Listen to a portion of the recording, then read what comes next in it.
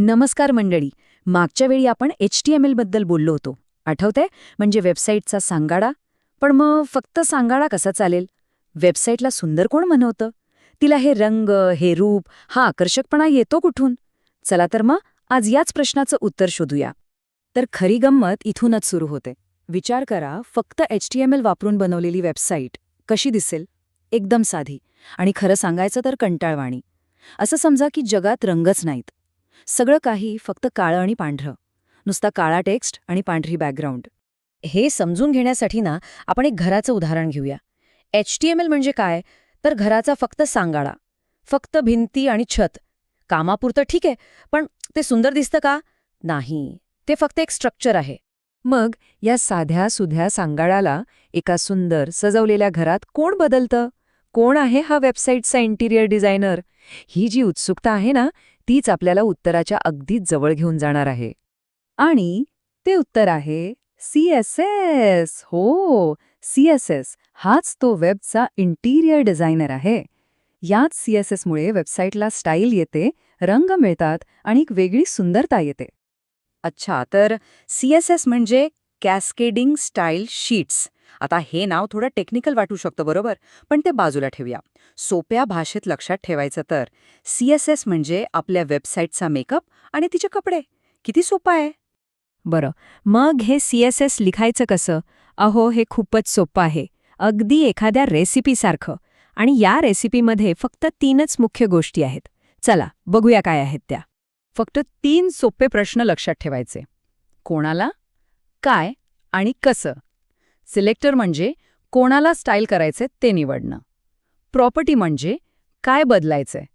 आणि व्हॅल्यू म्हणजे ते कसं बदलायचंय. बस. आणि आता हे उदाहरण बघा.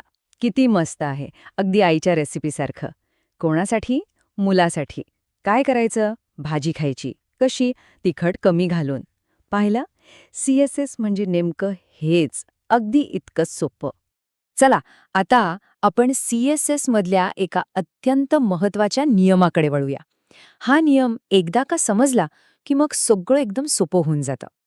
आणि तो नियम अगदी सरळ आहे. CSS मध्ये वेब पेजवरची प्रत्येक गोष्ट ही एक डबा आहे.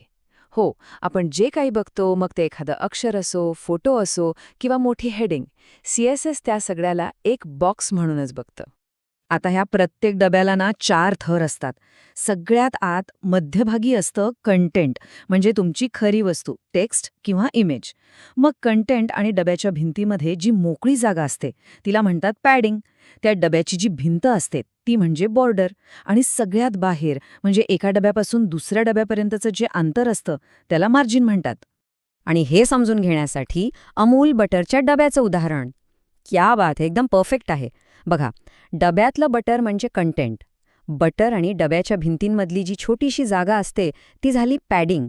डब्याची जी बाहेरची भिंत आहे तो बॉर्डर. आणि दुकानातल्या शेल्फवर एका बटरच्या डब्यापासून दुसऱ्या डब्यापर्यंतचं जे अंतर आहे ते झालं मार्जिन. एकदम सोपं करून टाकलं या उदाहरणाने. ठीक आहे, तर आता आपल्याला स्टाईल कसा करायचं आणि प्रत्येक गोष्ट एक बॉक्स असते हे कळलं. पण मग आजच्या आधुनिक आणि गुंतागुंतीच्या डिझाईनचं काय? म्हणजे हे सगळे बॉक्स व्यवस्थित लावायचे कसे? आणि एखादी वेबसाईट छोट्या मोबाईलवर आणि मोठ्या कम्प्युटरवर दोन्हीकडे चांगली कशी दिसावी? चला, ही जादू पण बघूया. पहिलं आहे फ्लेक्स बॉक्स. हे एक असं आधुनिक टूल आहे जे वस्तूंची मांडणी अगदी सोपी करून टाकतं. याला मिठाईच्या दुकानातली एक जादूची ट्रे समजा. तुम्ही फक्त मिठाई त्या ट्रेवर ठेवा आणि ती आपोआप एकदम व्यवस्थित एका ओळीत लागते. फ्लेक्स बॉक्स वेबसाईटवरच्या गोष्टींसाठी अगदी असंच काम करतो. आणि मग येतं रिस्पॉन्सिव्ह डिझाईन. ही तर खूपच महत्त्वाची गोष्ट आहे. याचा अर्थ काय? तर आपली वेबसाईट कोणत्याही डिव्हाइसवर एकदम छान दिसली पाहिजे. आणि यासाठी सगळ्यात चांगलं उदाहरण आहे पाणी. बघा, पाणी जसं कोणत्याही भांड्यात टाका ते त्याचा आकार घेतं. ग्लासात, बाटलीत, वाटीत. अगदी तसंच एक चांगली वेबसाईट कोणत्याही स्क्रीनच्या आकारात स्वतःला व्यवस्थित बसवून घेते. वा, तर आपण बऱ्याच गोष्टी शिकलो. आता सगळे एकदम डोक्यात फिट बसलं असेल. चला, संपवण्याआधी आपण ज्या महत्त्वाच्या गोष्टी शिकलो त्यावर एकदा पटकन नजर टाकूया.